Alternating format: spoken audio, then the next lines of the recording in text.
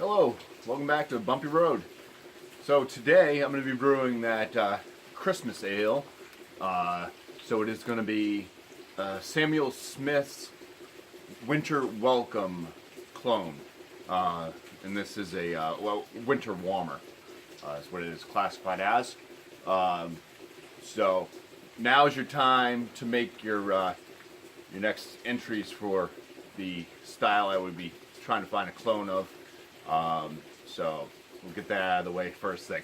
I'll try to make this as interesting as I can. I'm just going to go over the recipe right now, talk about basically everything that's going to be going on with it, and then we'll try to get as much of the Brewday in, but making it quick and entertaining anyway. So I'll also leave the recipe, I'll do it in percentages in the description as far as the grain bill and all that stuff. But I'll just go over what I have. For my efficiency level, I have 10 pounds and 12 ounces of Maris Otter malt for my base.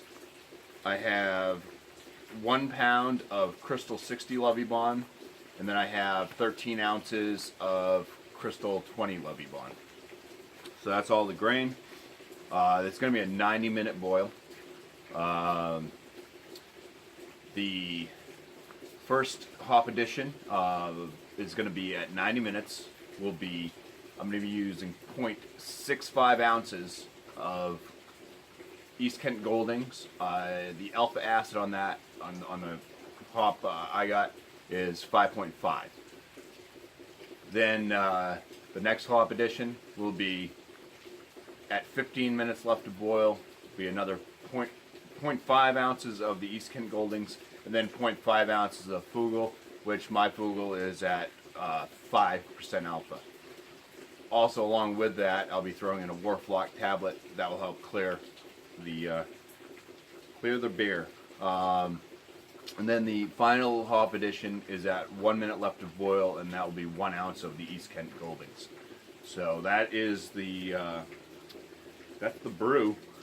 What I'll be doing for my water treatments, just adding some brewing salts. I believe it's a little gypsum, a little bit of Epsom salt, and a little bit of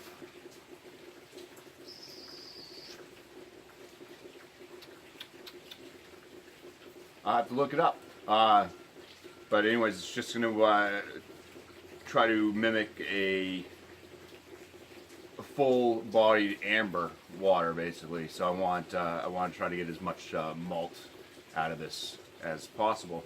So yeah, I'm also outside. I'm going to be milling outside, and the reason for this is I was reading a book again, and in that book it said not to mill your grain within your brew house, which I always milled right inside where it's going to be pitching yeast, because malt can carry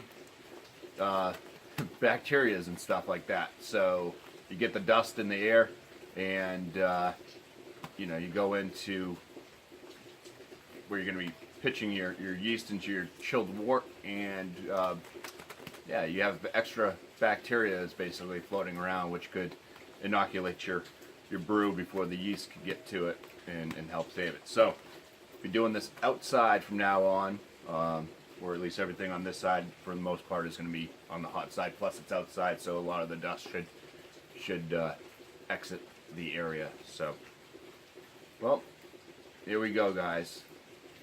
Let's start the brew day.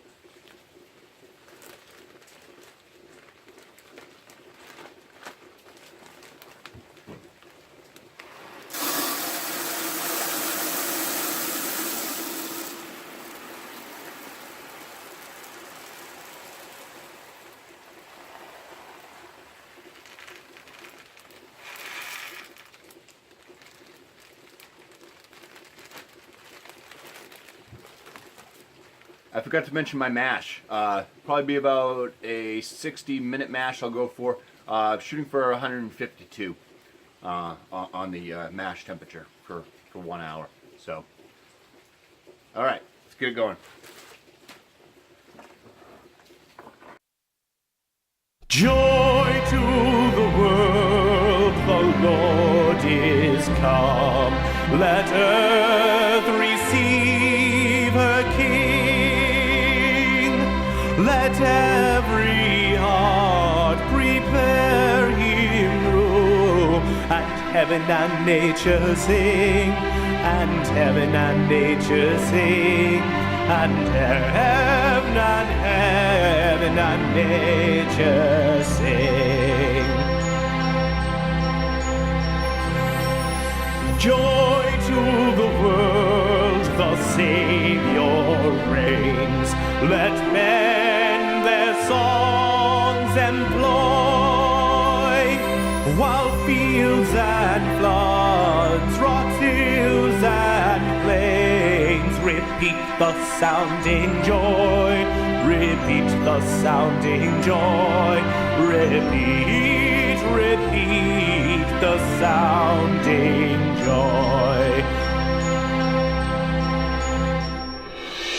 No more let sins and sorrows grow, nor thorns infest the ground.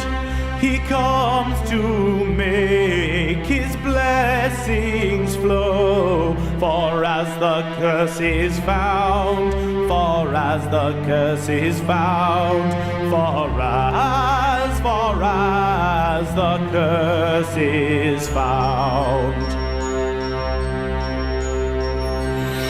He rules the world with truth and grace, and makes the nations prove the glories of his righteousness, and wonders of his love, and wonders of his love, and wonders of